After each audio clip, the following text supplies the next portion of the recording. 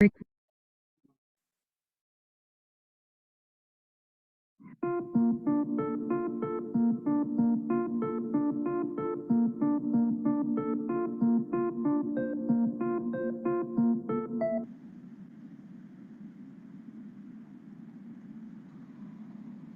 this is Dr. Paul Cottrell, and this is episode 13 of Graveyard Shift.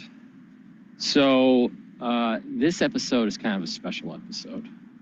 A lot has happened in the last week or so, but I want to put it in the context of a larger issue that's going on in the United States, especially in medical school and in the medical profession, but also at a personal level. Today is actually the anniversary of my brother's passing. Passed away in 2010 from a heart attack, and that whole process kind of led me into medicine. It took a little while to process it all. He died when I was just starting my PhD. And, obviously transitioning from, a finance career into medicine is daunting, and it takes a lot of time. But yeah, today was his anniversary of his death. So at this time in 2010, I was starting to make arrangements to fly back to Michigan to bury my brother. So, so this whole week is kind of, for me personally, every year from, let's say, July 4th all the way to July 13th, it's kind of a really weird set of days. July 4th is a happy, kind of celebration of the country, and I kind of remember what it was like when I was a kid, with the fireworks and everything in the neighborhood. But then, within that time span between the 4th and the 13th, near the middle is my birthday, and so I just turned 51. So that's kind of a happy thing. But then there's that sad part of it, on the 13th is when my brother passes away. So, that's always a bittersweet kind of set of days to go through. There's the ups and downs, there's the happy occasions, and then it ends with a sad note. But just recently, in the news, and I put a link in my Twitter feed. Children today, all right, because of the over-credentialing in America, the over-reliance of going into, more higher-paying professions, better schools, and all this, buying into the idea that if you do this, you become more successful. These kids are they're getting stressed out, at all different levels, and for different reasons. The link that I sent, and this kind of dovetails into what's going on in medicine and medical school specifically, but let's do a bottom up here. So a lot of parents put their kids into private school because the public schools are not very good. They're failing, flat out failing. And they're definitely not preparing students for the top 40 schools in the country, especially not the top 10. I mean, is it possible for a public school student to get in? Yes, but, the odds are not in their favor. But it's possible, all right? So what happens is more affluent families put their kids into private schooling. There's different types of private schooling. There is, supplemental private schooling where the kids go to public school and get supplemental education, maybe on the weekend or, at the end of the day or whatever, and that's private. Then there is they stay at home, but they live at home, but they go to private school. There's a lot of that going on in New York City. And then there's the more affluent ones where you board. It's a boarding school. All right, so the Twitter post that I made a couple days ago was dealing with a boarding school. It was an affluent boarding school, St. Paul and I forgot the other one. But well-known people went there. The Kennedys and even John Kerry went there. All right, but what's happening is that children they're getting stressed out because they feel as though that if they're not perfect, if they don't have a 4.5, right, they're not going to get into their school or become their choice, get into their choice of career. It's a big problem. It's a big problem. So there's a lot of stress that goes on with these kids. And unfortunately, because of that stress, because of the scheduling is very rigorous, the homework is, there's lots of homework. They're pushed to their limit academically, and kids need to be pushed, that's for sure. You don't want to be, but there's a limit. They need to be kids, but also, they need to enjoy the process, but they also need that resistance training to perform, right? But, over time, more and more people are, let's say, applying to Harvard or Yale, right? But the number of seats that are available is basically, it goes up a little bit, but it's basically static, relatively static compared to the number of applicants. So out of, about 1,900, or let's just round it up to 2,000 seats for the Harvard College, they're getting about 57 to 60,000 applicants, right? And it's been going up. So that means that their acceptance rates go down, even though the number of seats are relatively static because the number of people applying. So it's getting very competitive, and it stresses these kids out. And these kids, unfortunately, because they're started at a very young age to try to prep for these higher end schools. They maybe aren't performing as well as they want to, or they don't get into the school that they would hope for or whatever, and then they commit suicide. So there's this built-in stress that is happening with the school system in the United States. Especially if you want to be, at the top, the top 10 or whatever. So these kids are trying to, they're doing 2 different sports. They're trying to help with scholarship, because of their, maybe athletic acumen, and they have to obviously perform scholastically. So they're really pushing. So these kids they're not being kids anymore. Things are different than they were in the 70s or the 80s. Yes, there was competition, but it's far more. The bar to get into these places is much higher now than it was back 30 years ago, all right?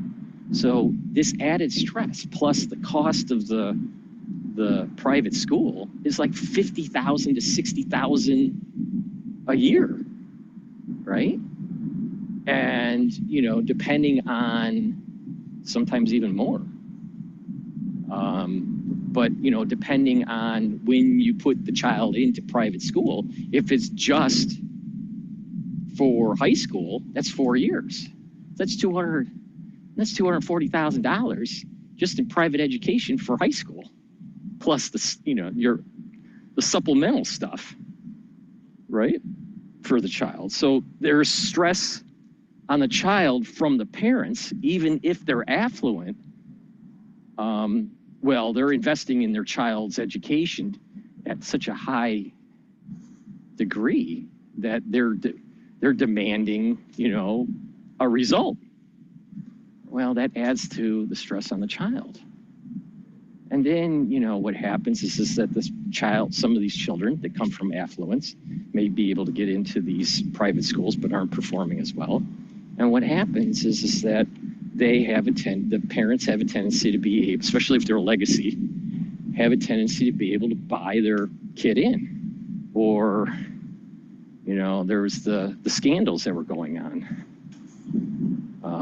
relatively recently, the last couple of years or so, about test scores and assessment tests and, buying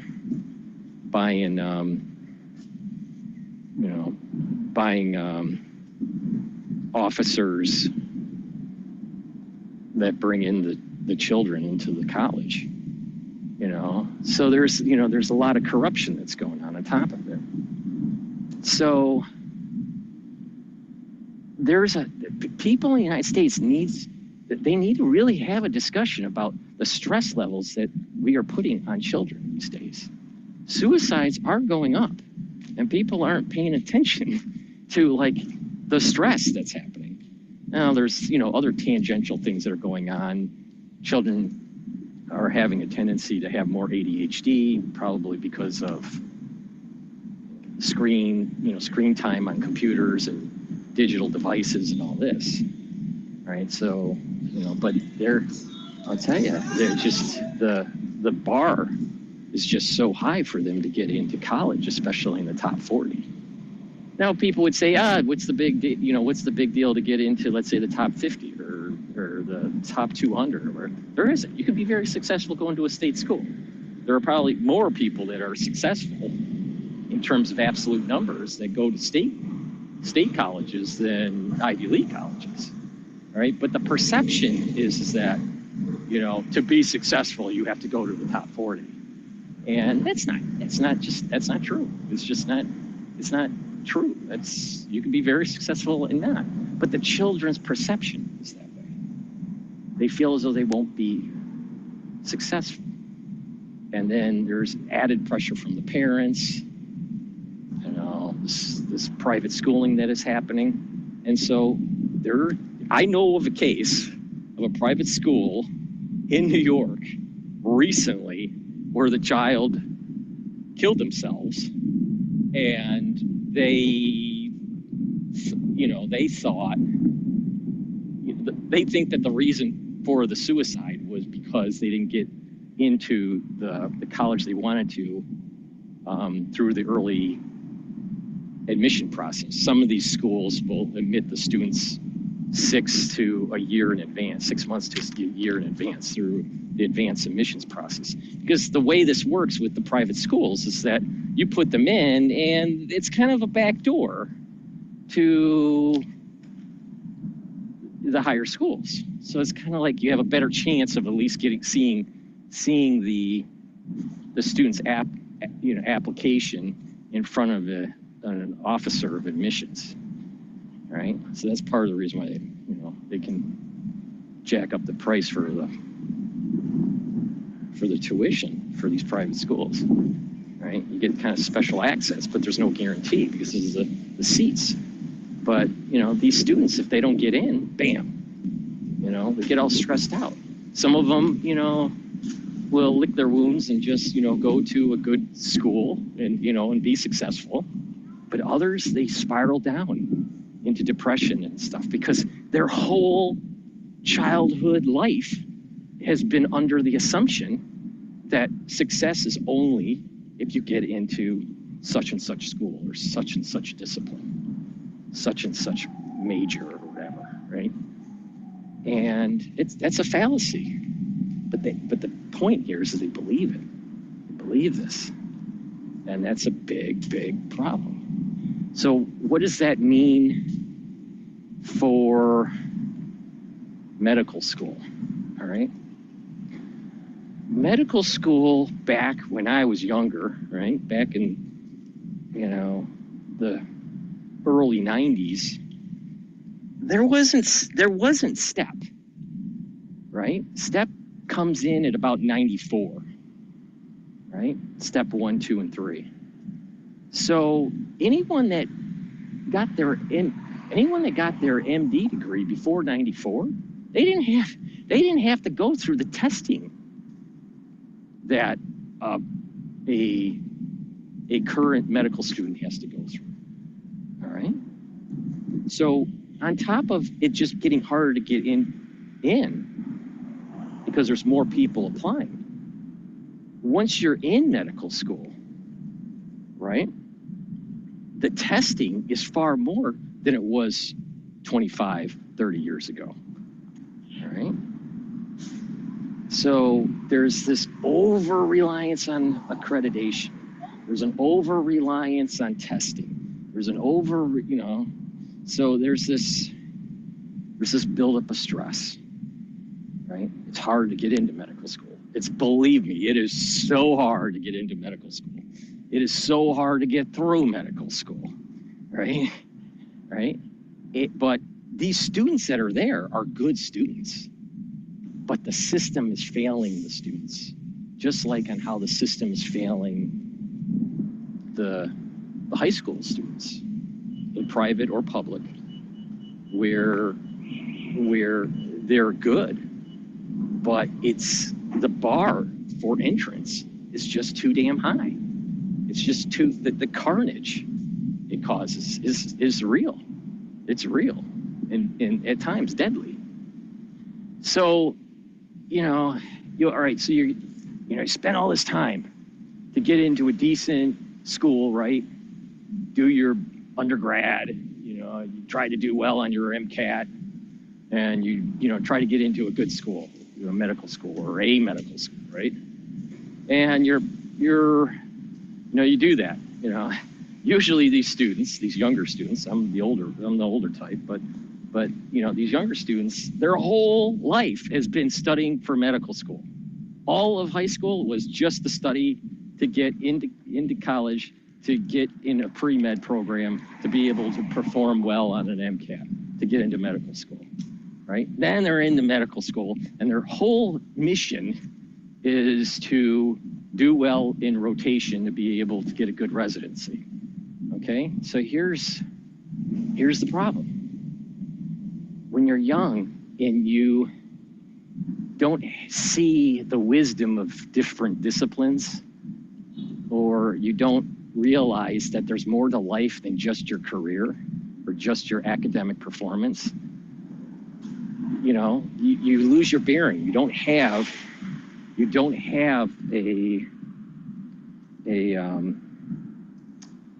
an anchor, and they get lost. So we had a classmate recently that was in rotation, and all indications point to a suicide. And the reason why these things are happening is because there's so much pressure to do well on your shelf exams during rotation, the stress of managing the rotation, the stress of performing your physical duties during the rotation, the workup of the patient, the write-up of the action plan, the managing of the patients, dealing with the different levels of residents. There's like a first-year resident, second-year resident, third-year resident. Depends on the rotation you're in. But you got all these hoops to try to impress, right? And some people, may not jive with that particular resident or chief physician, right, for that particular rotation. Well, if it's something that you want, let's say if you want to be an OBGYN, and you're in OBGYN rotation and you're not performing well, either on the shelf exams or whatever, it could be a make or break, right? For you to be able to get into OBGYN for the match for your residency. So, you're in rotation and you have to go through all these different rotations, but you have to get letters of recommendation and score well on your shelf exams and yada, yada, yada, right? But if you don't do well, some of these people, because their whole life was focused on to be a medical doctor, right? Or, to be an OBGYN doctor or whatever, things happen and they don't do well and they freak out because their whole life was predicated on studying and performing and getting up to that point. Now, some people do well, some people change their mind and what they want, what type of MD they want, but what happened was, if someone doesn't know how to kind of balance studying and doing tasks within the rotation, they're not going to do so well. Some people can do very well if they focus on one task, one type of part of the job. But if you have to balance a bunch of different tasks within the rotation, some of these students don't do so well. Some do very well, and unfortunately, one of our classmates looks like that's what happened. You see, he couldn't manage it, and it looks like he took his life. And so, this is the second death that I know of within during this whole process of being in medical school. The first death was actually a COVID-related rotation situation where during the first wave they caught COVID and died from it. But this is, now I've had countless, probably 50 or 60 students that I know that contracted COVID, various degrees, all vaccinated. Various degrees, some minor symptoms, others a little bit more problematic. A few, not many, but a few have kind of signs of long COVID. But, they're alive. But it's just a shame to see a student that their whole life was wanting to be a doctor, young, and their whole existence was predicated on becoming a doctor, and then taking their life. It's just the system is failing people. He's smart, a little odd, some people are socially awkward. I do think that he had an issue with balancing tasks, between, two conflicting things. Usually living through life gives you that kind of skill set. Maybe what it is that doctors, people shouldn't get into medicine until they're older. Maybe it's just, physically, yeah, younger is better. You can memorize better than when you're older, that's for sure. You can memorize when you're younger better than when you're older, is my point. But, absorbing the information is probably a little easier when you're younger. But there's a wisdom when you're older to be able to go through the pain because you've anchored yourself, either, with family or with a different career, or living life gives you that anchor. There's more to it. There's more to life than just being a doctor, right? It's a noble pursuit, but it's not the end all of one's life. And unfortunately, these children, they think that it is the end all of their life if they don't get this. So unfortunately, unfortunately, we had a classmate that looks like, that he ended his life. We have scant details on what exactly happened. I knew him somewhat. I mean, I wasn't good friends with him, but, we talked during our medical sciences. He was a good scorer, he was, he performed well on the tests and stuff. So it was such a shock. But, just like, you don't know, who's hurting, But here's the wacky thing about this. And I know people, they'll listen to this and they'll go, yeah, right. But, about 4 days before the announcement from the school to the classmates, right?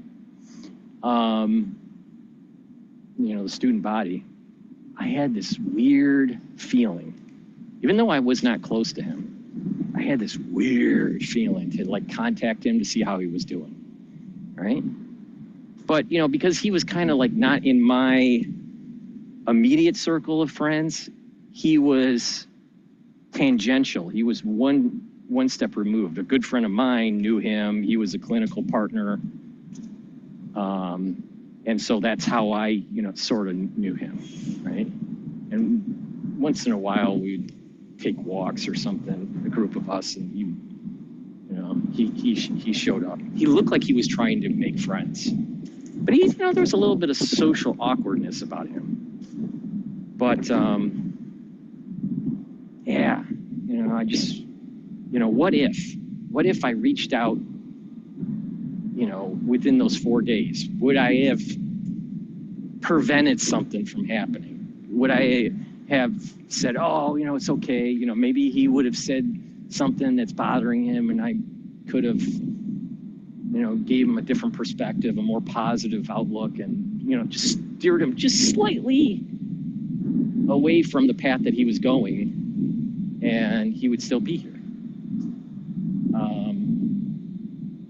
Kind of like an asteroid that's way out in space, right? And if you just nudge it a little bit, the impact won't happen. If I just talk to him just a little bit. But it's so weird that I had this feeling that I needed to reach out to him, even though he wasn't in my immediate circle. And unfortunately, I didn't. And this is the result. So I kind of feel bad. I know it's, I shouldn't feel that way too much, but there is a little sense of like, when you're in these kinds of situations, when you're in medical school, all your cohorts, even if you don't like them or not, some of them you like, some of them you don't. Some of them are very competitive and try to backstab you and all that stuff. But, the far majority are really nice, right? And we're all kind of like trench buddies going through the same, the same ordeal. The stress of the testing, the stress of going through clinic, the stress of just, managing this very, very, very hard process that gets harder each round of medical students. And that's the main theme that I was, bringing up here. This is that the system just keeps on piling on the testing and keeps on piling on the stress up to the point and increasing the cost of the education. And eventually people crack, for various reasons. But this is one of the end results of a system where it's not okay to just, well, that's how the other generation did it. No, that's not how the other generation did it, right? Like, for example, all right, and I'm not trying to create stir on the internet, right? But, Malone, for example, his education, right, as an MD, it was easier than ones that are going through MD school now. Or even going to, with Dr. Fleming, right?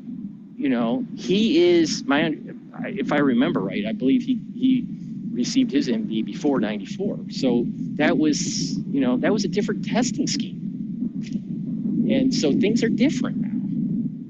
It's harder.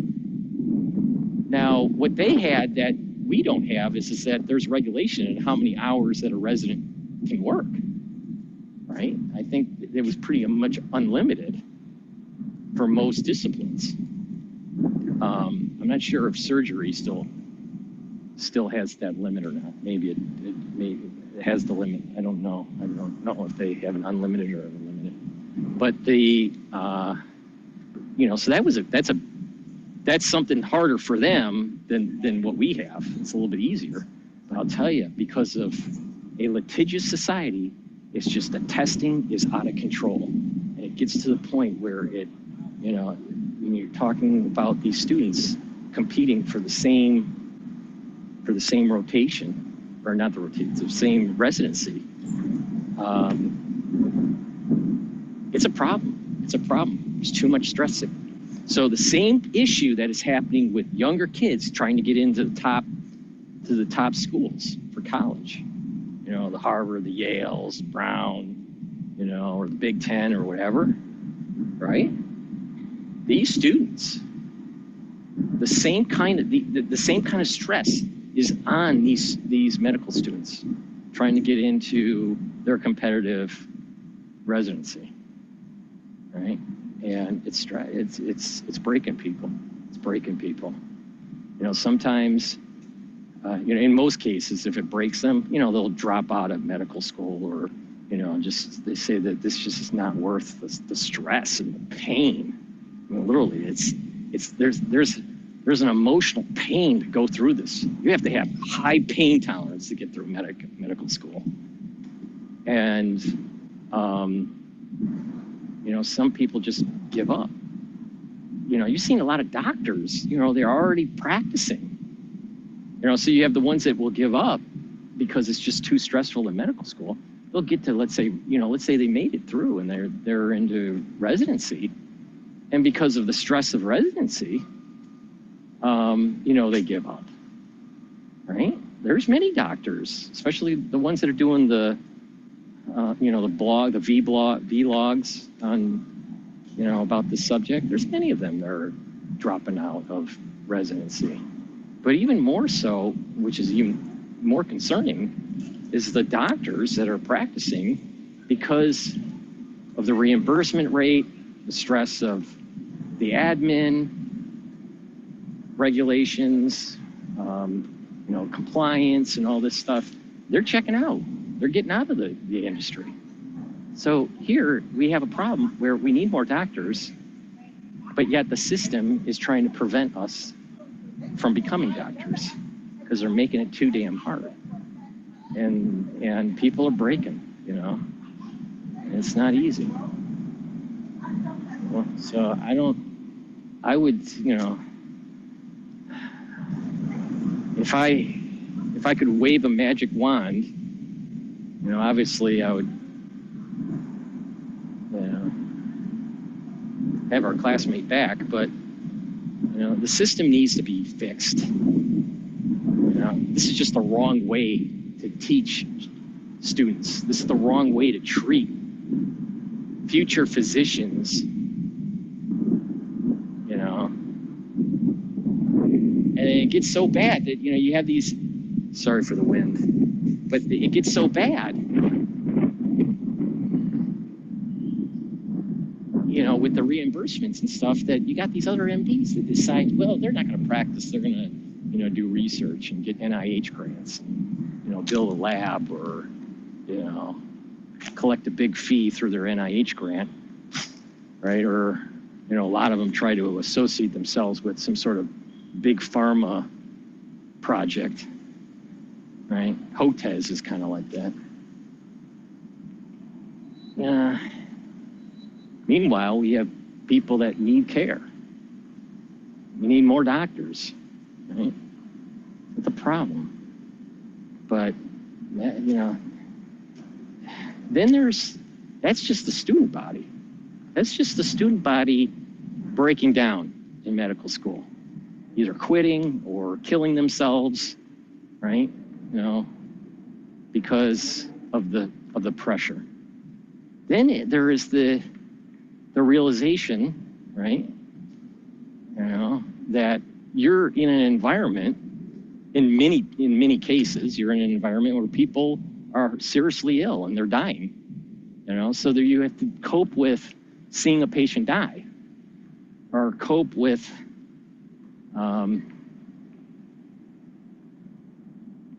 you know, a patient committing suicide or whatever. So there's that added dimension. So you're seeing your classmates that potentially are, you know, dying or committing suicide, you know, dying in the sense that, you know, an accident happens or they get ill and they die and you got to deal with it, right? And the suicide, you know, or a suicide attempt. Then you have patients that, you know, fall in that category where they're sick and they, you know, they die from the illness, or, you know, they have some sort of mental trauma and they commit suicide. So you as a physician are trying to deal with that, right? And then there's that added component where you have people in your family or your friends that are totally not in medical school, right? Passing away, you know, such as, you know, what recently happened to my mother, you know, in early 2022. You know, it's not easy for a student to deal with. It's not easy for a medical student to absorb it, because there's no time for grief. It's just, you just keep on pushing. You just keep on pushing. Because there's another test to study for. There's another exam in pharmacology, or another exam in cardiology, or another exam in pathophysiology, right? You can't stop. There's no time to grieve.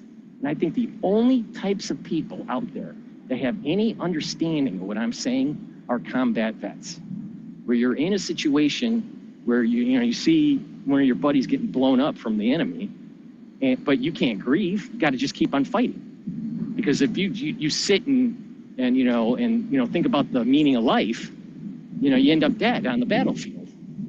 So it's something similar. It's different. Obviously, being in war is a lot scarier and a lot worse. You know, a lot more stress and but it's similar.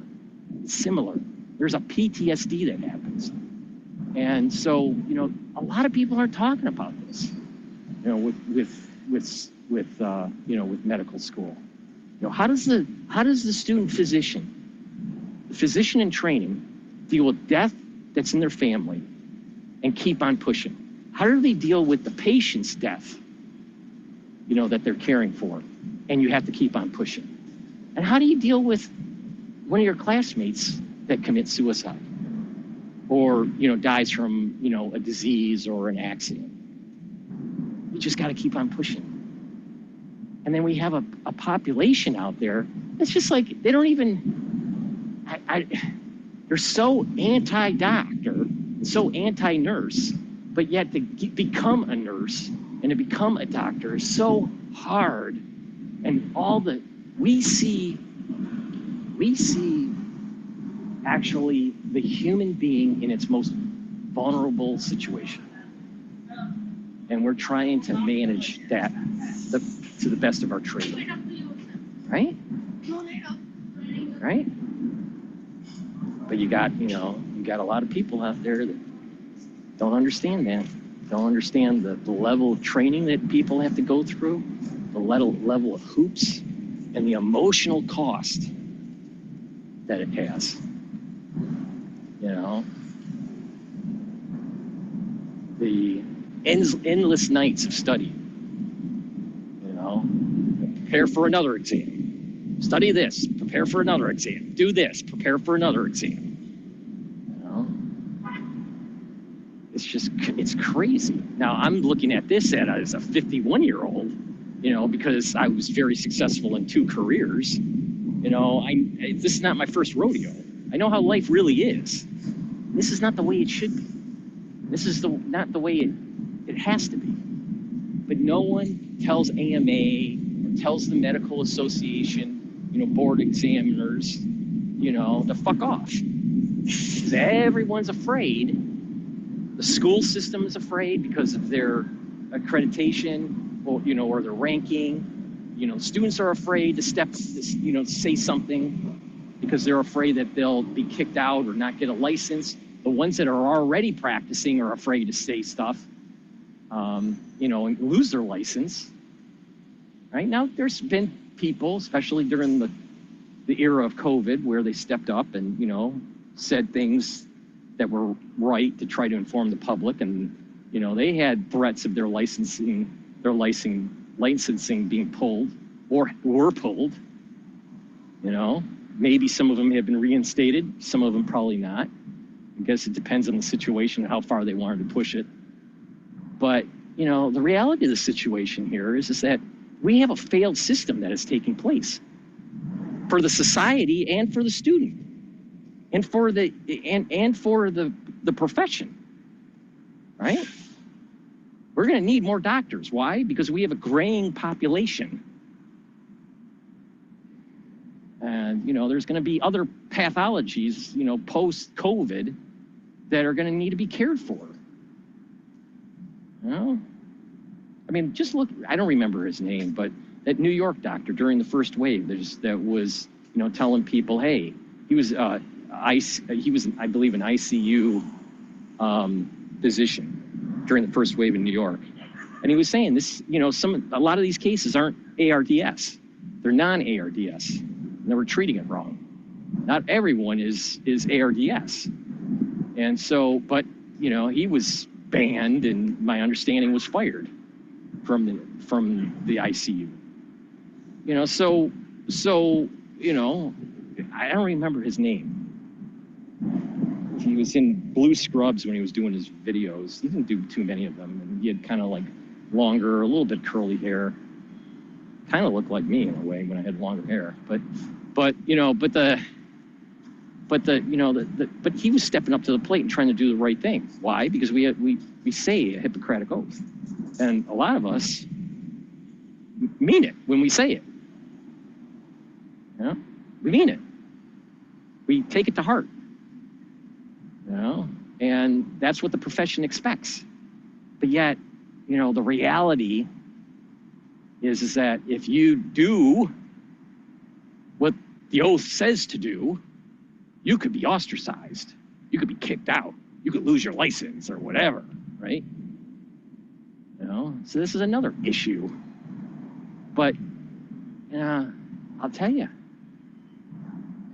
it's real. Stress in these schools. So, ones that came in a little late during the recording here, I was talking about how the younger children, right? The ones that are in private school, at different levels, right? And I see this from the New York area and the Connecticut, New Jersey area, right? The tri-state area. But you have individuals stressed out because they're afraid that they're not going to get into a good school, a top 40 school or an Ivy League. So, their parents invest a lot of money in private schooling or boarding schooling, right? But, there's a lot of stress. And if they don't get into the school that they want, they think they're going to be a failure and they commit suicide or, they get super depressed. And it's a major problem. It's a major problem. We need to let kids be kids, but also give them, some discipline. I think, many kids, especially in the public sector, in public school, are running wild. So we need discipline, right? But there is such a thing as over-disciplining the kid. There is such a thing as overachieving, right? Breaks these kids. Because they've been told that if you don't get into Harvard, you're a failure, right? Because Johnny, we spent $60,000 a year for your private education for the last 12 years. You get into Harvard, because, that's what grandpa did and father did, right? And Some of these kids, you know, they can do it, and a lot of them can't. You know? And they feel like they're a failure, and they decide, you know, to commit suicide. And there's a case recently, and I know someone that has a child that's in private schooling in New York, very prestigious. And, you know, one of the kids decided to commit suicide. You know, why? Because they didn't get into their school of choice, you know, during the early admissions. And that same problem is translated into medical school. And there's too much stress during rotation, too much stress during the licensing exams. So, you know, how does a student get through this? Does a student just become less human? Is that the only way to do it? I thought going into medicine, you know, after being an engineer for many years and being, you know, in finance in New York for many years, you know, I figured that I saw it all, right? And that the most human thing to do would be a doctor, you know, be a medical doctor, help people. It's the most inhumane thing you can do to yourself. It is absolutely nuts. But they don't tell you this. You gotta live it. You gotta be in it to really understand it, right? So that's a lot of bullshit going on, right? And then, you know, being myself and seeing, you know, what has been going on for the last 3 years, and having an aptitude to being able to explain and see where this was all going, and then seeing other MDs on the take and trying to profit from it, fucking drives me up the fucking wall. Especially for these doctors where it was easier for them to be an MD. Because it's a lot harder to be an MD now than it was when Hotez, you know, became an MD. It's a lot harder now to be an MD than when Malone became an MD, but they're on a take. They profited from a disaster.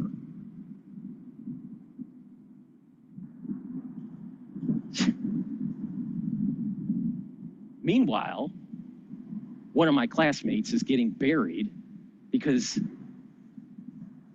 all of the evidence points to a suicide.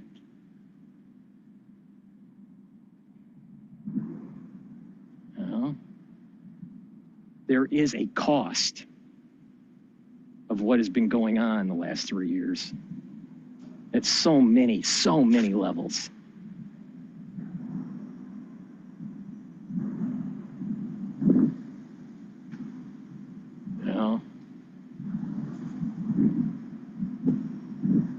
And today, you know, I just thinking about my brother. You know, if he just was a little bit healthier, you know, he wouldn't have had the heart attack. You know, if I knew how bad he was, you know, maybe I could have intervened in some way. You know, it's always that shoulda, coulda, woulda. You know, hindsight's always 20/20. And that was the reason why I was so hell bent in early 2020 to make things right to the best of my knowledge and to the best of my ability at the time. And I have never, ever sold out.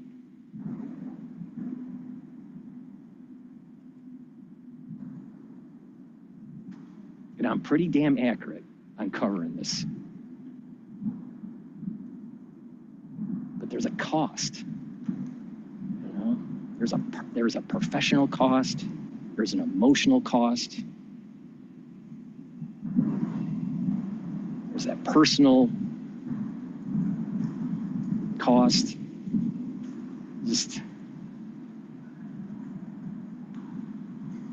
And so the ones that are doctors and nurses, especially newly minted or being minted as we speak, they know exactly what the fuck I'm talking about. Then you got the rest of the population that, you know, it's like watching, you know, some sort of reality TV show.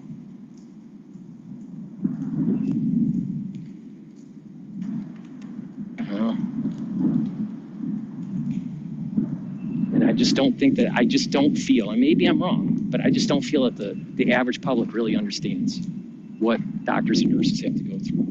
You know, we have a classmate during first wave, all right, that was, before starting, she was a scribe, I think it was for 6 years or so, maybe more. And she was in the first wave, right, for COVID. Coding people. You know what that means? You know, dealing with people dying. You know, 9 of them a day. Can you imagine that? Going into, you know, your night shift, right? And you're caring, you know, you're trying to care for patients. You're walking around with a physician that you're the scribe for, and you're seeing all this happening, and you know, room 25 codes, room 37 codes, right? And having to call because the family members couldn't be there during COVID, and having to deal with that 9 times a fucking day. But then you have, you know, people out there that saying this doesn't exist, that it's all a farce, it's all a pandemic. But this student has PTSD because of what she saw on a daily basis during the first wave. Yeah, we don't talk about that.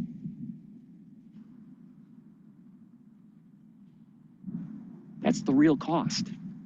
It's not just the 1 point whatever million that we've lost, which, by the way, one of them was my mother.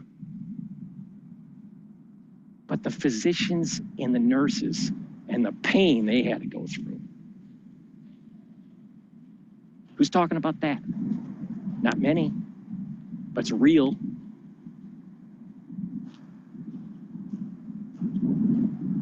It's real. Maybe my channels are, you know, the realism of life, not sugar-coated, you know?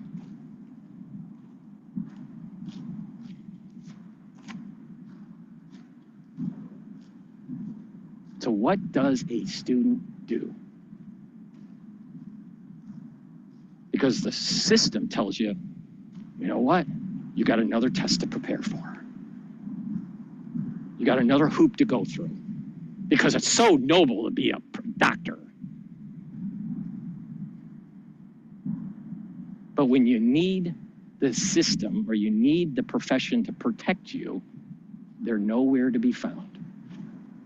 You can't trust them because they're captured, they're compromised.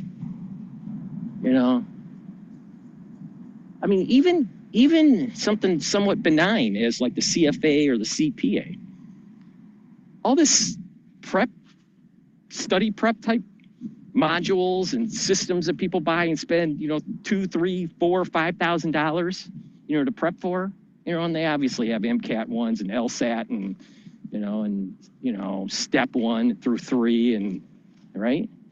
They're $5,000 a pop, right? It's an industry now. But back when Malone was getting a degree for his MD, it wasn't that hard. And it's just like because so many people are trying to get into the profession and getting into certain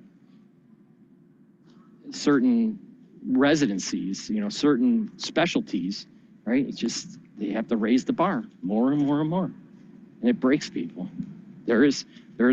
We are elastic as a species, right? Emotionally, but we have a breaking point, right?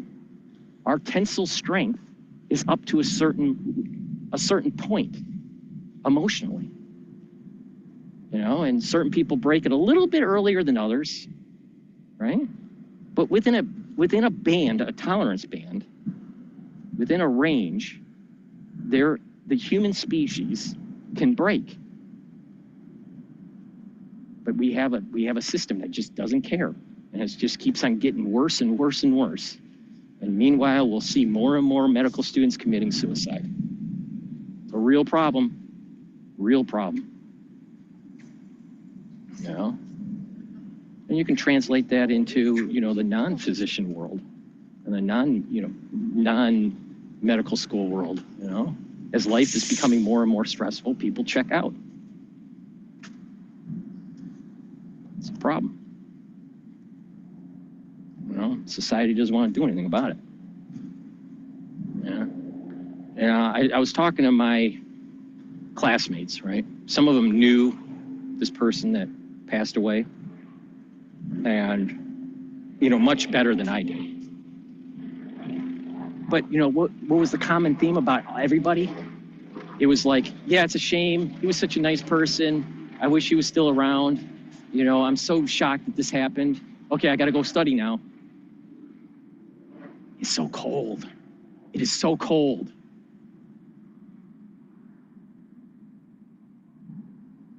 Where you can accidentally or voluntarily check out, and not a goddamn person is going to give a shit.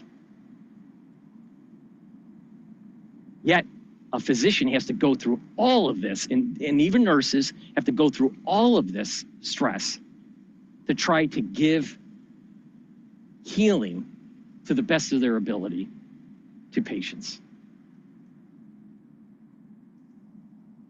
I mean, you know, you know, not to be dark about this, right? But what you really should do is do an experiment, right? Look in the mirror tonight, you know, after you listen, and, you know, and talk to yourself in the mirror, right? And you go in your bathroom or, you know, in your bedroom, look at this mirror, and you go, how many people are actually going to care if I die? How many people are going to actually care if I end up getting cancer? How many people are actually going to be there if you're, you know, if you really need someone there to take care of you? You know, and the reality of the situation is not many are going to be there.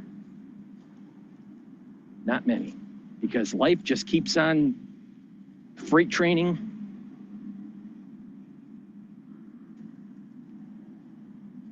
Sad, sad. And it's because we haven't anchored ourselves to true principles, right? It's about money, it's about a bigger house, it's about a fancier car.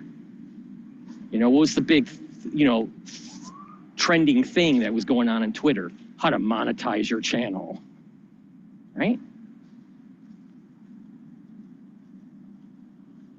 How do I accumulate more gold so I can build a golden calf? We're not anchored to principles. And when you lose that at an adult level, we translate that to children. They see that and they become detached. They're not anchored. And when they're not anchored and they think that, you know, it's okay to be a hedon, then you have cases like what we're seeing in New York, where there's lots of stabbings and lots of gunshots, people driving on mopeds and randomly shooting people on the street for no due cause, or just walking into a store and stealing items, thinking that's normal. You know, several decades ago, if that happened, the store owner would have pulled a gun and shot them. But not today, because we're detached. So it's a bigger issue. It's not just the stress of academia, stress of, you know, getting into a profession, you know, like a lawyer or an engineer or a doctor or whatever. But there's this anchoring. We've lost our anchor. Where is the anchor? Or Ted Kennedy would say, you know, true north. Your true north. What's the true north? You know, that's more for navigation, for sailing that he's talking about. But, you know, it's an analogy for life. You know, where's your true north? So when things get bad, when you hear a classmate killing themselves because the medical profession is fucked up,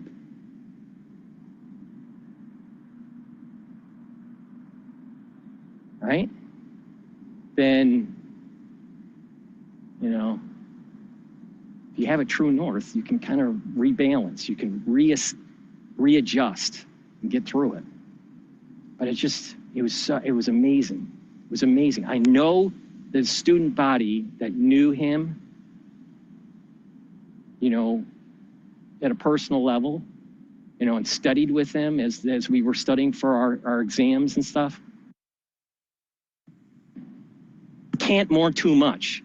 We gotta just, because the process is so just fast paced and just so test driven and performance based, and it's just, you can't. I mean, I couldn't really mourn my mother's death while we were in the, studying cardiology. I couldn't. It was either, mourn and, take a semester off, or just keep on pushing. Well, I picked the, keep on pushing. Maybe I'm cold. I don't know. It's not right. It's just not right.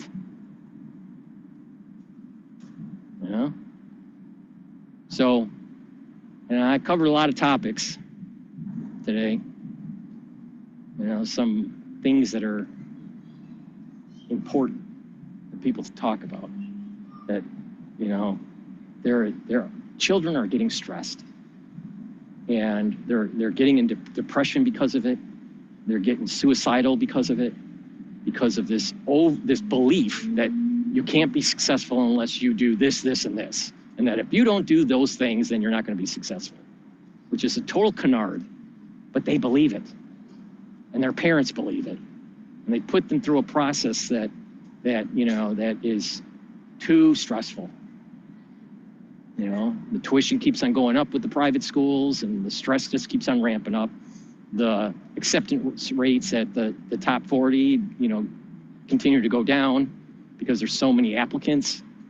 So you got to stand out. And these children, to get in, these children have to have a nonprofit that's successful, generating $500,000 to $3 million by the time that they're 13 years old. I mean, come on. Come on. Is that a healthy child? Fuck no. But we have a society that puts them on a pedestal when they do that. There's the problem.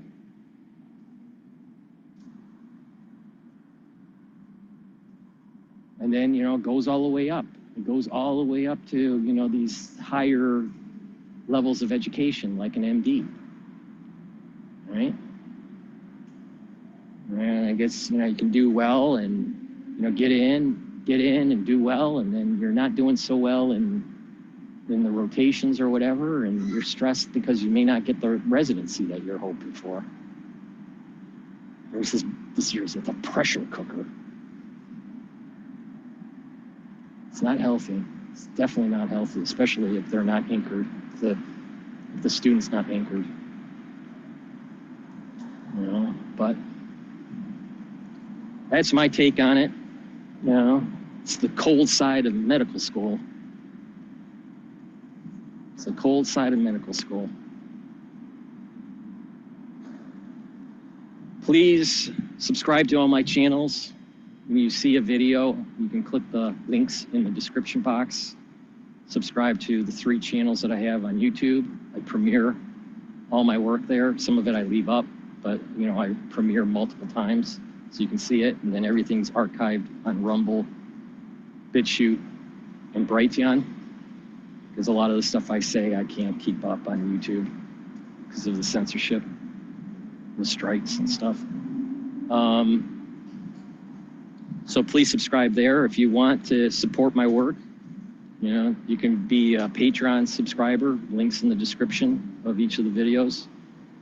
Better yet, go to the store that I have. I have a website that's called the-reykjavik.com. That's the-reykjavik.com. And I have a lot of books that I've written, pre-dissertation stuff, coursework at Harvard type stuff. But better yet, it's the supplements, that I've been focused on this anti-aging protocol that I've been keep on telling people, to get through this crisis and to get healthy, In a slow down aging, you follow a 3-step process, and that process is neutralize pathogens with nanosilvers, reduce inflammation with like things like ashwagandha and turmeric, and then you take a very strong antioxidant like C60 or resveratrol. And by doing that on a regular basis, you slow down aging, you slow down the inflammatory process, and your body starts to heal. It's not a cure-all for, all ailments, but it's definitely something that, you do regularly and you're going to start to see improvement. Then you can hang a bunch of stuff on those pillars, such as the vitamin C's and the B complexes and the multivitamins and the collagen and probiotics and stuff like that. You do this on a regular basis, you're going to stay healthy. I mean, I'm 51 years old and I am very fit, and I am in a very competitive environment. Right? Most 50-year-olds could not do what I do. Even though I blow steam once in a while. But but the thing is that if you listen to me, the stuff that I have learned through, watching people die, right, early on in my life because of heart disease, and then, coupling that with what I've learned in medical school, if you listen to what I'm saying, there's a lot of benefit if you follow this anti-aging protocol. And it goes beyond just, slowing down the aging process. It's actually helping with healing the body and getting your body back into homeostasis. Again, it's not a cure for, for ailments and stuff, but you follow what I'm saying, you're going to do a lot better off, then it's better to invest in yourself, through supplements, better sleep, proper diet and exercise. Invest in yourself now, then when you start to break down in your late 50s, 60s, 70s, 80s, you're moving that timeline out, right? You're extending your life. You're extending not just life extension, it's the productivity of your life, the quality of the life is improved. But hopefully that helps with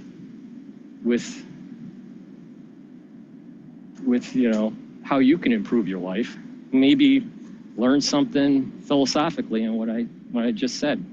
So again, go to my store.